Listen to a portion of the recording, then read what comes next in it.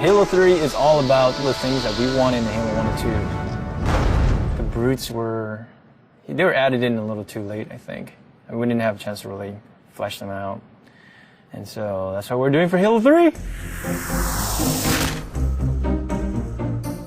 Nailing the flavor for a character is often very difficult. You sort of have to feel it out as you go. The brutes in Halo 2 were meant to be more like the barbarians in Rome. You wanted the brutes to typify that abusive, evil invader. But right from the start, the design of the brutes was not consistent about reinforcing that they're meant to be worthy adversaries for the player. Now that the elites have left the Covenant, it gave us a problem for Halo 3. For the brutes to behave kind of similar to the elites, they have to be totally redone because they're not interesting to fight. He was just a damage sponge. There were no interesting reactions, there wasn't an interesting death. The only tactic the player has is just pump them full of lead until they fall down. It doesn't really turn out to be really good gameplay. Going back and trying to recreate a character like this is one part art and one part science, and the art part is very difficult to understand just exactly how long it's going to take. Concept artist tries to communicate through composition what the idea is trying to get across. A lot of times the direction just gets narrowed down to, can you just make it look cool? The brutes originally looked a lot like Chewbacca. Like they were just big hairy guys with a bandolier. I looked at a lot of animal reference, rhinoceros and some gorilla. Their natural body plating is brutish. This was our way of like kind of pulling them into the fold of the Covenant. They've got kind of ancient looking buckles and gauntlets and leather straps holding all that stuff together, making them a little more serious bad guy, I hope. Everything the character does, whenever the character moves, we've created an animation for it.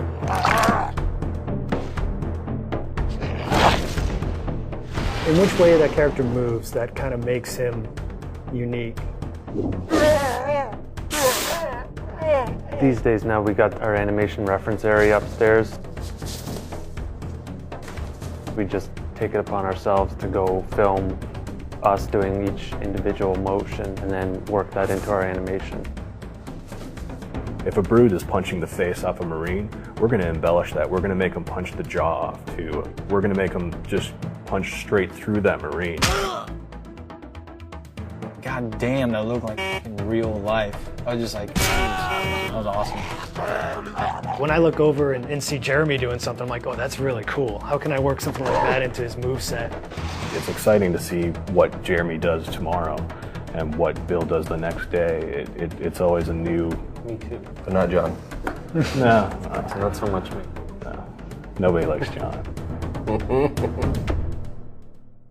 Players who are familiar with the brutes from Halo 2 will notice that these brutes are fully armed, fully equipped, and are not going to be pushovers.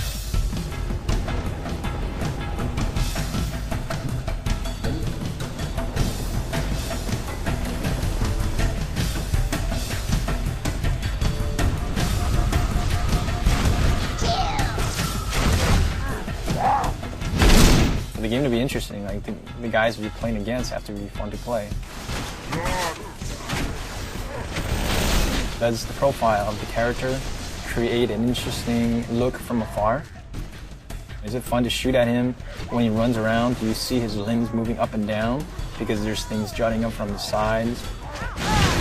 Rather than make them look like big dumb apes, we want to make them very brutal, pragmatic warriors. And that's really informed a lot of the visual design.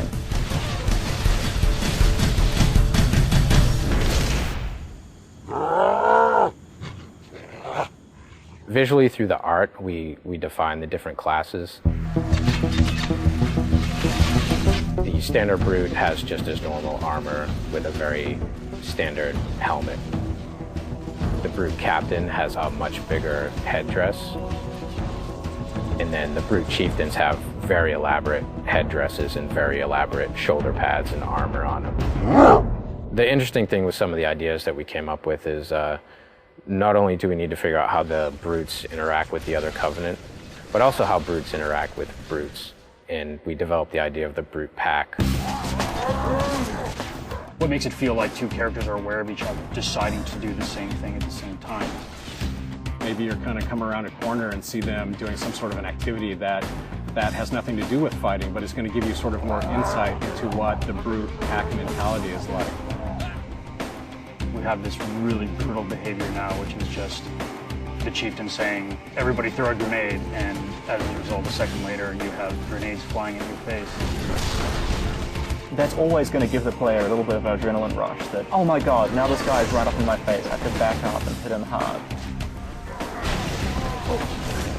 When the players kill him, they're like, oh man, I had to kill that guy. And then they go around a corner and there's like 4 more of them standing there, right? And they're like...